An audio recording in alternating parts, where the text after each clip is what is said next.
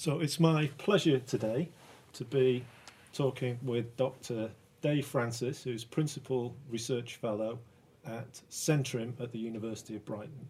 And I'll leave it to you, Dave, to describe what does Centrim mean and give us a little bit of history about the organisation that you work for. Well, Centrim, we'll start there. Centrim is the Centre for Research in Innovation Management. And I want to underline two of the letters. R is for research. We are a social science research group using research-based techniques to understand the practice of innovation management. The second is the M. We're interested in management practice. You know, one can look at innovation from all sorts of different levels.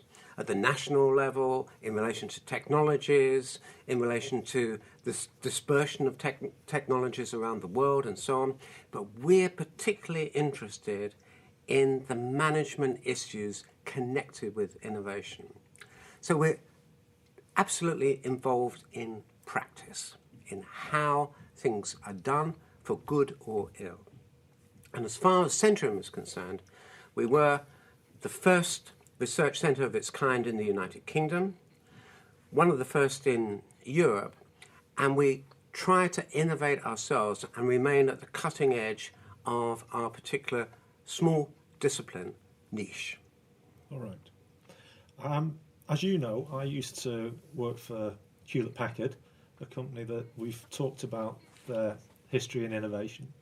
And many of the partners and resellers who work in the Hewlett-Packard fold, in the general world of IT reselling and solution development, may find the words research and social science and academic difficult to relate to. Are you able to put your work into a more accessible context that makes it clear to the manager of a Microsoft or a Hewlett-Packard reseller how they can practically apply some of the findings that you've uncovered over your years researching into innovation? Well, so far as research is concerned, it sounds distant, ivory towerish. You know, there we are looking at things with all the leisure in the world, reading books, writing the odd articles, and this kind of thing.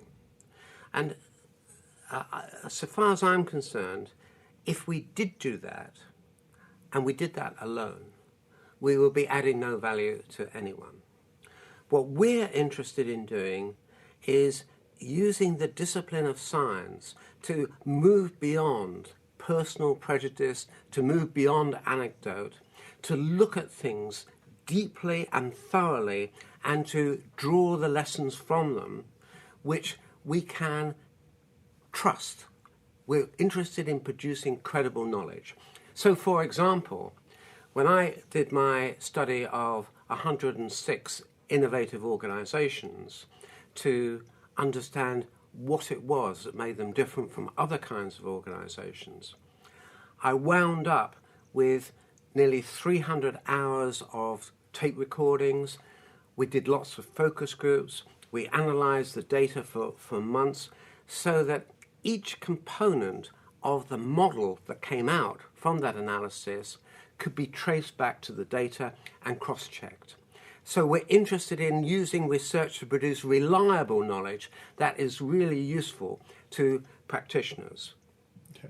Now, we've talked before, and you came up with a really lovely, accessible anecdote about a fish and chip shop. I think that makes this whole subject area very something that you can get a feel for. Everybody's been into a fish and chip shop and knows what that experience is like. What were some of the themes and lessons that we can draw from your research on that specific example? What made your case study of a good fish and chip shop proprietor, what made him stand out as an innovative exemplar in the field? Let me tell you the story. I was, in fact, coming from Manchester to London on a train, reading the newspaper as you do, and there was a little piece in the newspaper that the fish and chip shop of the year was Finnegan's, and they won their fish and chip shop prize. Why? For innovation. And I thought to myself, how can you be innovative in a fish and chip shop? So we called up the owner, and he was very cooperative. We went down and spent a couple of days with him to try to understand in depth what it was that made Finnegan's an innovative fish and chip shop. And what we found was that there was no simple single answer. In fact, there were nearly 50 different innovations that he'd undertaken. Some to do with where he got his supplies, some to do with how he kept his potatoes before they went into the fryer, some to do with specialised menus for older people and vegetarians, some to do with the boxes in which the fish and chips were put, so that when you took it home, it wasn't a great mess that you had to find your way through.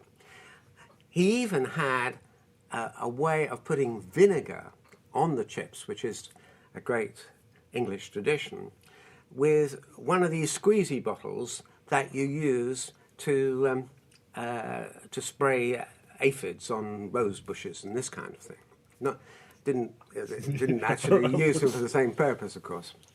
So what we learned from that was that, first of all, he was absolutely insistent on making progress in every dimension of his business. Secondly, he brought with him the skills of his previous job. He'd been a greengrocer. And lastly, innovation doesn't have to be one big thing which is new to the world. It can be a lot of little ideas which are kind of aligned and taken together. They provide you with a big space between you and the other guys. Right. So using Mr. Finnegan, I guess was his name at the chip shop, the themes emerging there are he thinks holistically about his business. He's a showman. He wants to put his best face to the world. He's empathetic with his clientele. He wants to engage and make the whole experience as enjoyable and bring his customers back for more, get them to tell their friends. And he perhaps wouldn't, if I'm going down the line in the right way, he perhaps wouldn't say to his friends or colleagues, look, I follow a process of innovation. It's just something that came from deep within his being. Would you say that's what innovation is about? Absolutely right. I mean, when we went along to him and said, well, we're interested in how you do innovation, I beg your pardon, he said, what do you mean? What's this innovation? And he'd actually won the prize that year for something that he didn't know he was doing. Yeah.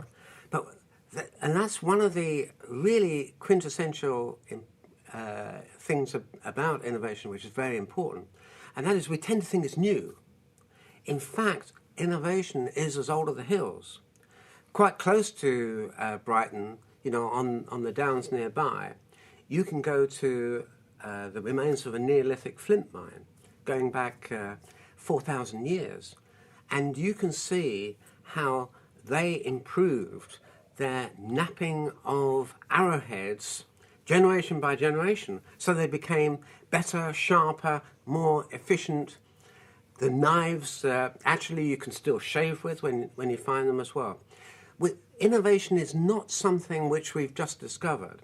It's something that is natural. And in that particular environment, the owner believed he could make a difference, wanted to make a difference, had the capacity to enthuse others, and developed a concept of what was a great fish and chip shop, which wasn't static. It kept on evolving, emerging, and changing. So he, as it were, always had an ambition to be a good example of type.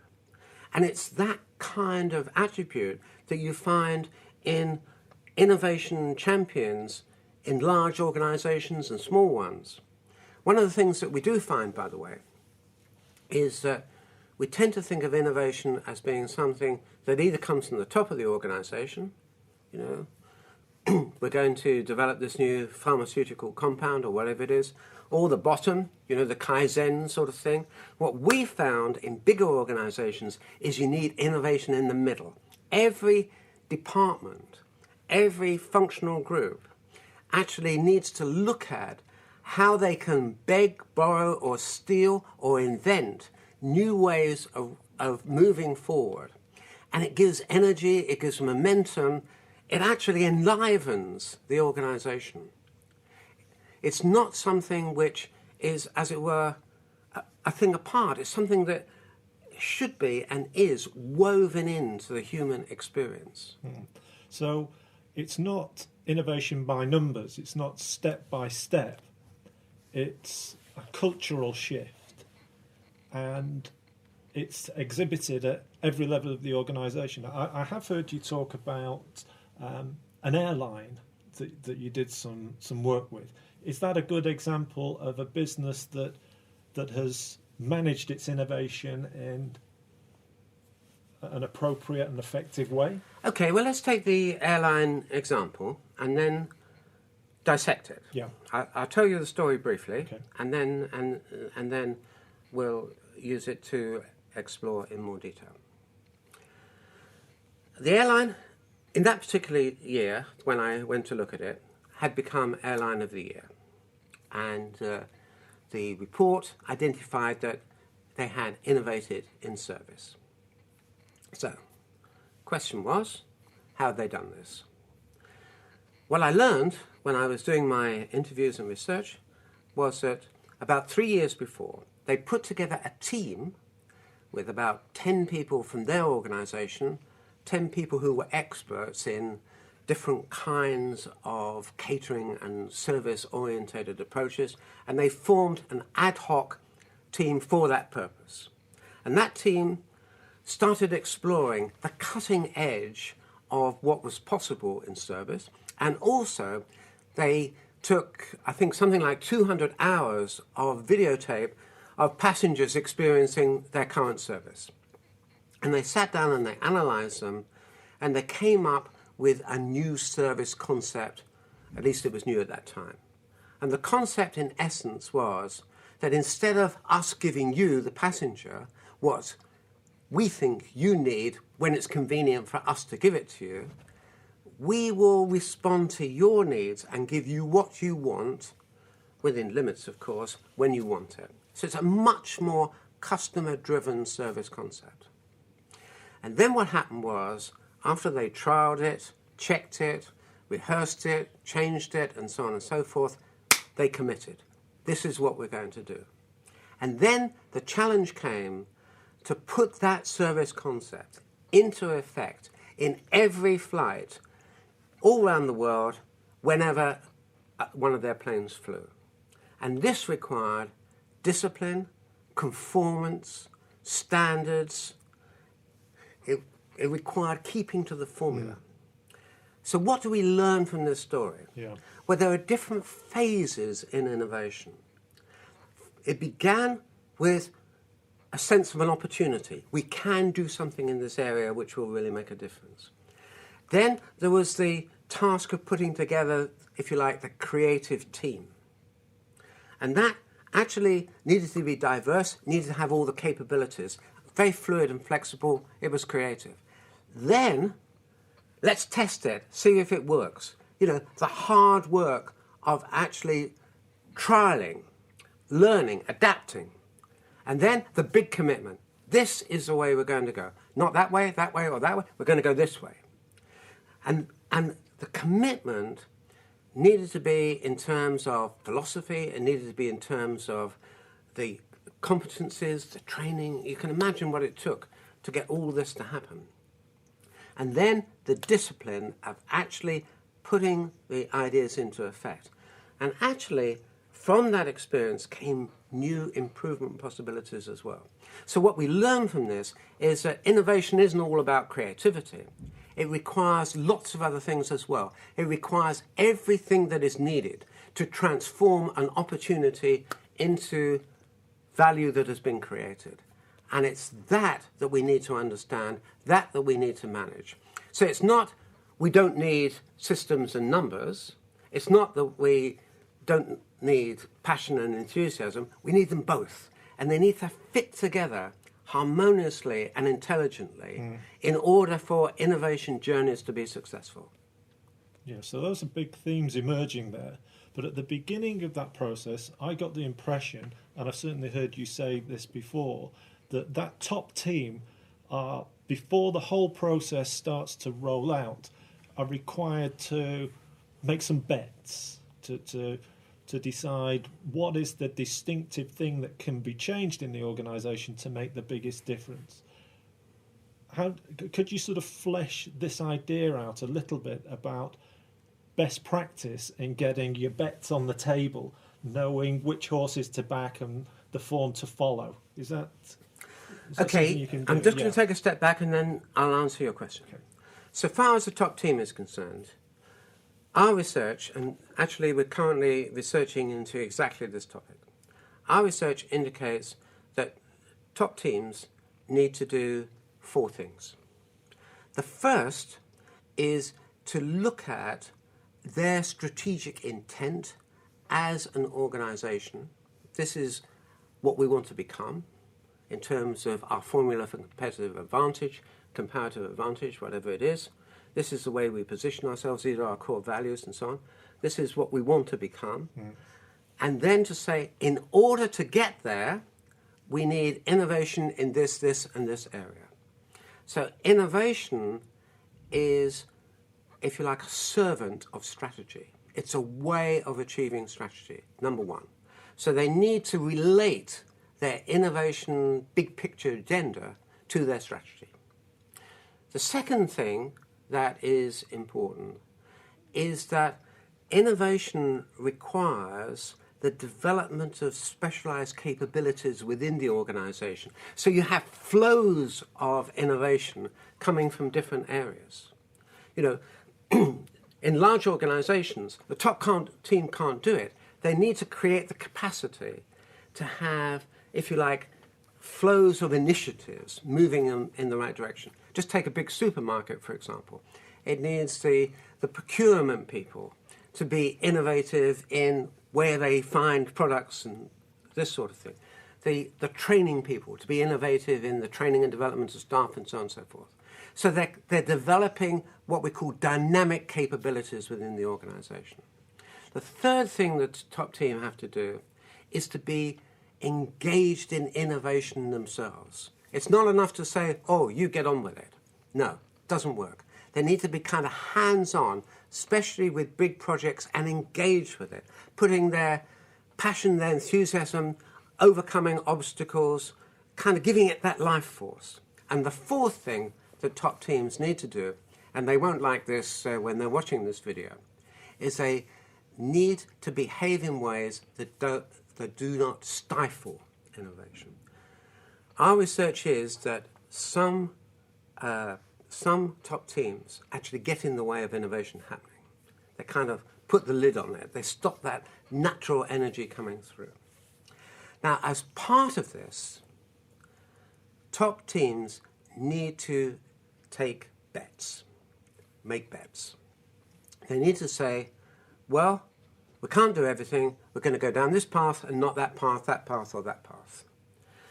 And this is something which, you know, in a way has a kind of risk associated with it, because you don't know what's going to happen.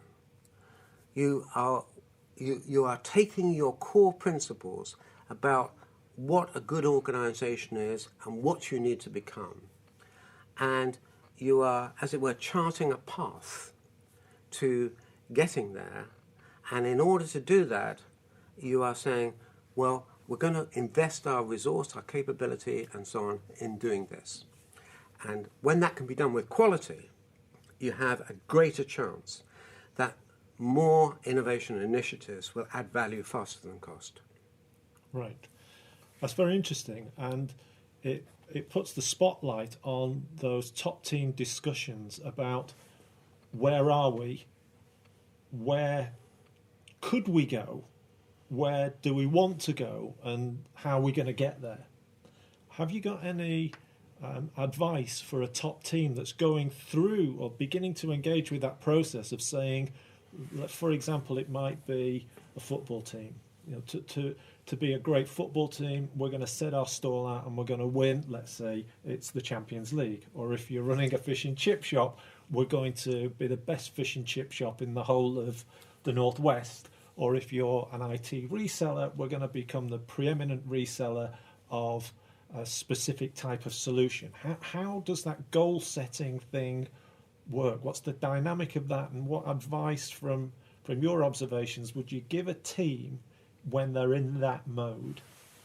Okay, there are three pieces of advice that come from our research.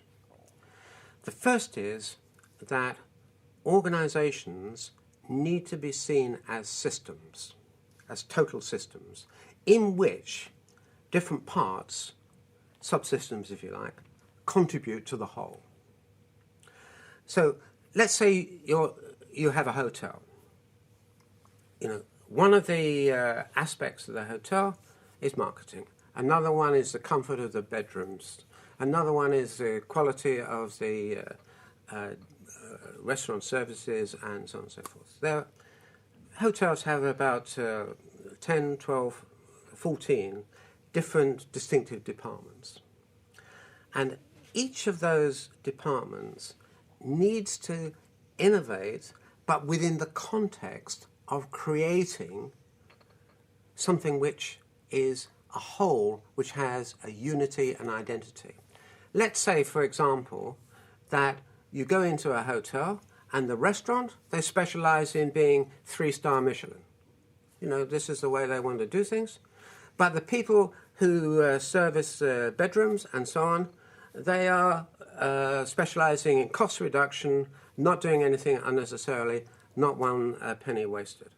So you have your meal, your wonderful meal, which costs you enough to take out a mortgage, another mortgage, and you go into your bedroom. The mattress is this thick. It's uncomfortable. They've both innovated, you know, one for cost reduction, the other for the top class cuisine, but they haven't innovated within an overall concept about what the system is trying to do. So you need a systems concept, number one. Number two, you need to innovate to take you towards where you have decided to go. So it's a question of, we're here, we believe that this is where we want to go. What do we need to innovate in, and where and how, in order to bridge the gap? It's part of the formula for moving forward. But the third thing, which is very important, which I consider to be absolutely key, is you need to build commitment within the organization to going this way rather than that way, and that way. Because, you know, just imagine a jazz band, you know, everybody's got earplugs in, they're all playing a different tune. You know, no one will want to listen to it. You've got to take the earplugs out. They've all got to be playing when the Saints come marching in at the same time. They can busk a little bit, but nevertheless, that's what you need. It's interesting to hear you talk, because you use analogies and stories to make your point. Is that something that you would suggest a CEO and the top team need to master? The art of getting their message across at a sort of gut level, and not in a difficult to digest, structured or overly regimented approach. How do they get that balance right? I think that, you know, when you watch, I mean, there's so many talented and good leaders around, from the guy running the Finnegan's Fish Bar upwards. You know, and what you find is that it's not just they're capable of explaining and telling stories and communicating well, but these stories have an attraction power. you want to be part of making it happen. You can see yourself in that particular position. And so what you need is people within the top team. Doesn't have to be the CEO. You know, it's a team business. People within the top team who are capable of not only communicating in ways that people resonate with, but helping them to, or increasing the probability that they want to be an active part in making it happen. You know, communication has to have attraction power. One of the reasons why, from an innovation point of view, is if you ask anyone, you know, where could we innovate as a university department, whatever it is, within 20 minutes you'll have 100 ideas written down on post-it notes or whatever it is. So there are lots of opportunities. You've got to choose, you've got to say no to a lot of these ideas, and then you've got to get behind it to make it work.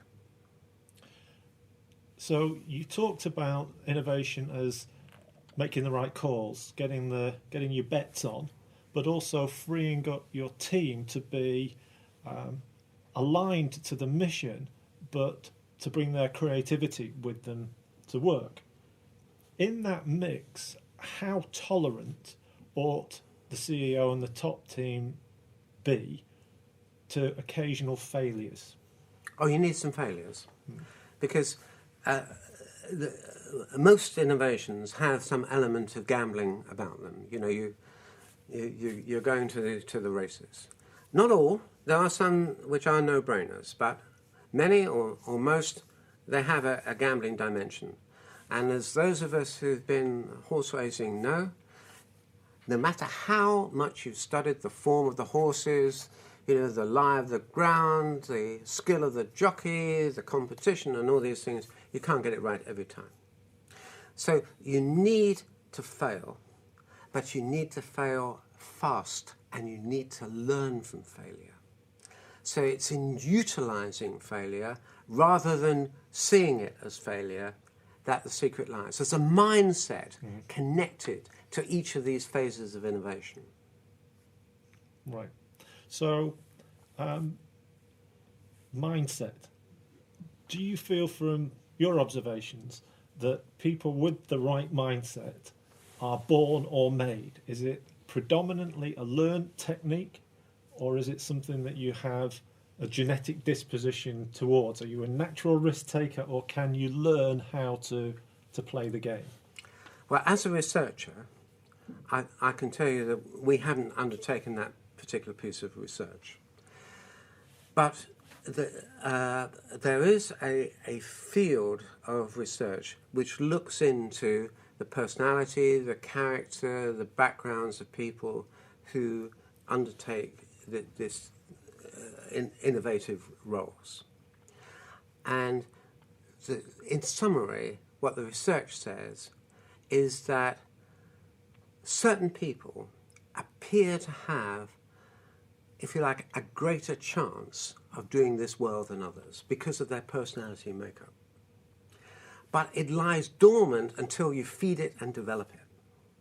So I wouldn't say that everybody can be a great innovation leader, but everybody can contribute to innovation journeys because it's not just a question of leadership, it's a question of playing your part. You know, one of the things that we tend to do is we overvalue the role played by the hero, by, you know, the great manager, and we undervalue the bit parts played by the rest of us. If an organization is to innovate, in many cases it needs the concerted commitment and initiative of maybe hundreds of people.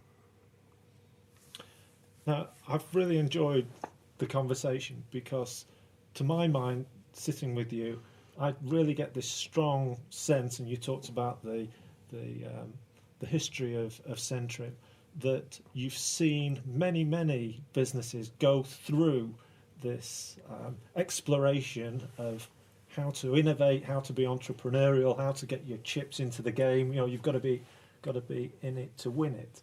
I get this sense that your expertise and your guidance is something that's going to be attractive to, for example, a reseller in the IT community, the world that I come from. How would somebody who's going through this realization that they've got to really have got to keep on innovating in the practical way that you've described, how are they going to find your work? How are they going to relate and work with you in any way? Well, the way that Centrim feels about its work is we like to feel that we are rigorous social scientists. In other words, when we come up with a conclusion or an opinion or a statement, that it is dependable. It's based upon active, insightful research. It's not just something that we've thought up on the back of an envelope, as it were. But we also believe in reaching out. We have, for example, developed an innovation strategy workshop, which takes people through the process of identifying what should be the distinctive identity of their organisation, explores their formula for gaining and sustaining competitive advantage, and looks at where innovation fits into that agenda.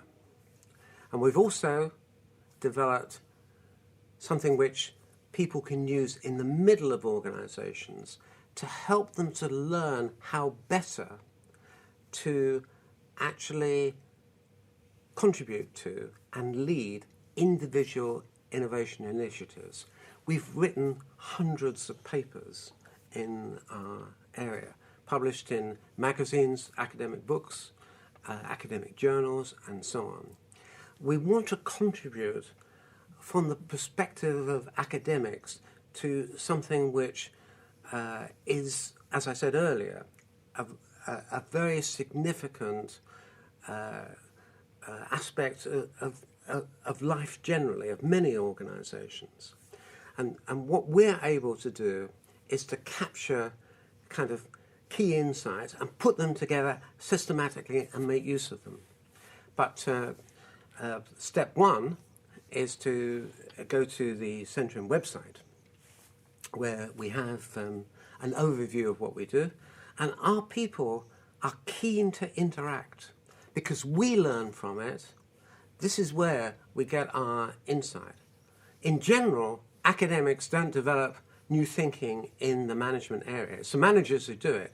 But because of our breadth, we can, as it were, make a different and distinctive contribution to something which is kind of mission critical. Mission critical's an interesting point to start to explore the next area, which is, do you think the UK generally has taken its eye off the ball as far as innovation and entrepreneurial skills go? Are we falling behind our competitors? Need to pull our socks up? My view is that there are historical phases. If you go back to the early days of the Industrial Revolution, there is nowhere in the world, in my opinion, that was as innovative in terms of managing these transformative journeys between opportunity and value creation as you could find in Britain.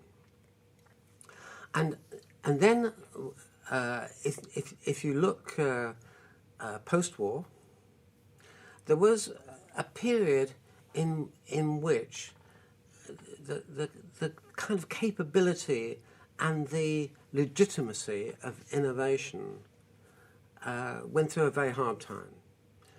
You know, the sense was that big organisations, big machine bureaucracies, that was the way to go.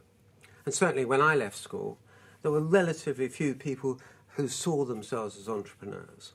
Now, you go out into the streets of Brighton, there are many people who want to be entrepreneurs, who want to actually be in some way innovative. So I believe we've released a potential. But the problem that the UK and a number of the other developed countries has is that in a globalized world, you've in fact got very stiff competition. And the quality of competition has increased. And even though many aspire, I don't think we've all realized just how tough it is to win. You know, innovation is a hard game. It's not just a flash of genius and the rest follows. You know, it takes that working till 2 o'clock in the morning. It takes that, you know, I will not give up. It takes that passion, you know, we will try to do this, you know, do or die.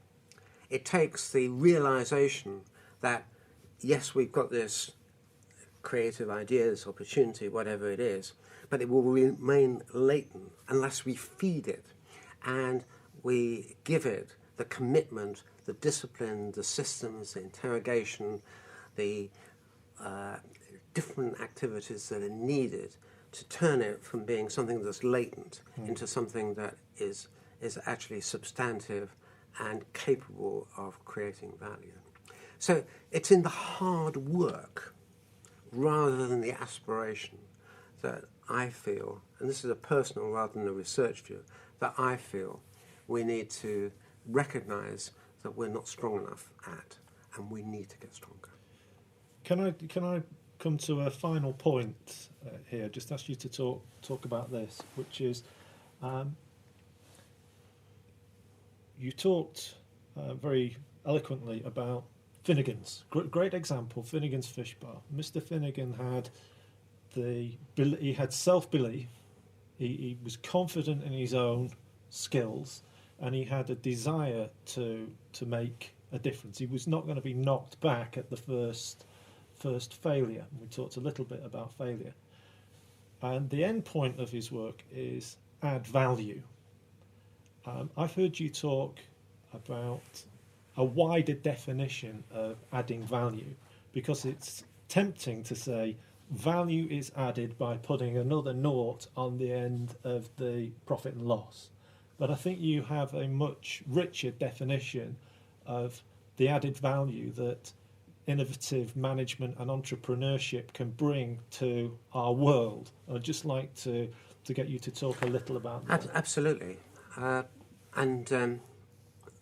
We've got 5 variants of what value can be, and I'm just going to run through them.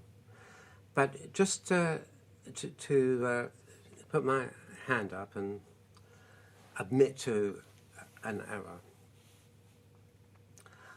My view is that those of us who've worked in business education over the last 30 years have placed too much emphasis on it all being about the increase in shareholder value. And we've tended to diminish the importance of the wider role of organisations, especially commercial organisations in society. And I think that we in my world, in research and teaching in business, we need really to reflect on the kinds of values, the paradigm that we're teaching from. So I want to put my hand up and say I think we went too far down the commercial advantage pathway. Not to say that commercial advantage is not extremely important, but to say it can't be seen alone. So, we can not just increase value in terms of an extra naught, but we can streamline systems. We can improve the cost effectiveness of what we do. Innovation is just as valuable in simplifying and reducing costs as it is in creating a whizzo new product. We can innovate for the environment. You know, we can't get away from the fact that if we're not really conscientious and disciplined and dedicated to working for the wider environment, then with the way the world is going with population growth, disaster is just around the corner. We can innovate for social betterment. I mean, you just take something like, I don't know, when you were catching the train down here, someone offered you a big issue. Yes? Maybe. Big issue is a social innovation. You know, you have people who are homeless, who can have a role in life, they can gain money honestly, and they can have the dignity of working by selling the big issue. It's an innovation for social ends. You can also get value strategically from innovation, in that the particular area that you're innovating within might not give you an advantage directly, but it could be a stepping stone to where you want to go. So innovation can take you forward from a strategic perspective. And the fifth area, is those people who engage in innovation get energy, they get nourishment, they get a sense of fulfillment from it. It's a human need to actually make things better, to make a difference. And so innovation is a life force and an enlivening force within organizations. So those are the 5 main forms of value added that we see coming from innovation. And of course, you can try and do all of them at once. Dave, I found that really inspirational. Inspirational in a very British way, without tub thumping or standing on our chairs and hooing and hawing.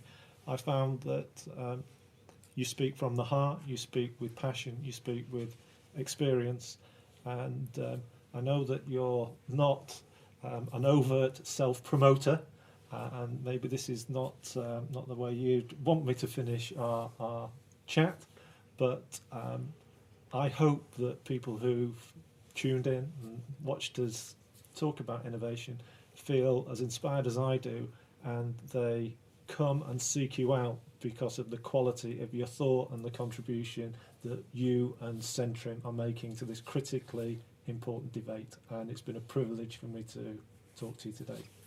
Thank you very much. No, I enjoyed it too. Thank you.